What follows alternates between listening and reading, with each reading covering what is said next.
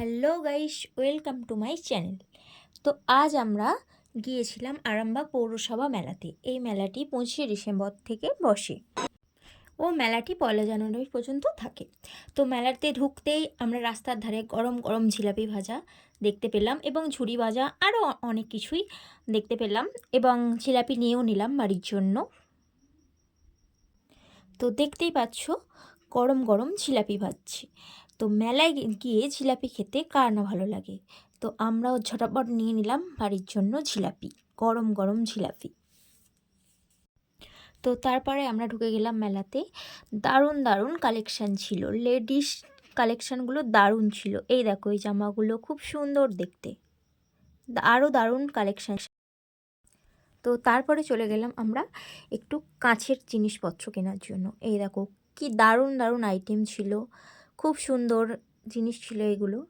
এই কফি মার্কগুলো 40 টাকা করে বলছিল এবং পাশের যে তারপরে চলে গেলাম মেলার সব থেকে আকৃষ্ট জিনিস কানের দোকানে। এই দেখো কি দারুণ দারুণ ঝুমকাগুলো, এই সব মাত্র 100 টাকা করে দিচ্ছিল। দেখো কত দারুণ দেখতে ঝুমকাগুলো, কি দারুণ।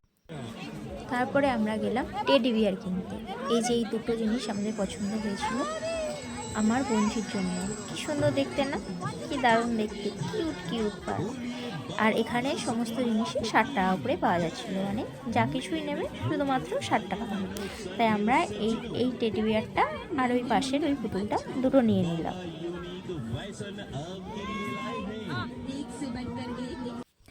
আর অপর দিকে বাচ্চাদের সাংস্কৃতিক অনুষ্ঠান হচ্ছিলো এবং সেদিনে ক্যাকটাস ব্যান্ড আসছিল, তাই তার অ্যানাউন্সমেন্ট।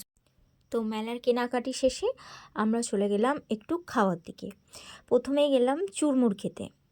এই দেখো চুরমুরটা খুব সুন্দর বানিয়েছিল, দারুণ লাগছিল খেতে।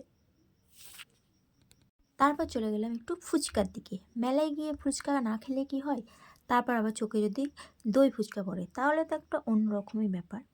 তো যাই হোক, ফুচকাটা খুবই সুন্দর বানিয়েছিল ভাইটা, দারুণ লাগছিল খেতে। আর তোমাদেরও কাদের কাদের দই ফুচকা ফেভারিট কমেন্টে জানিও, আমার মতনই।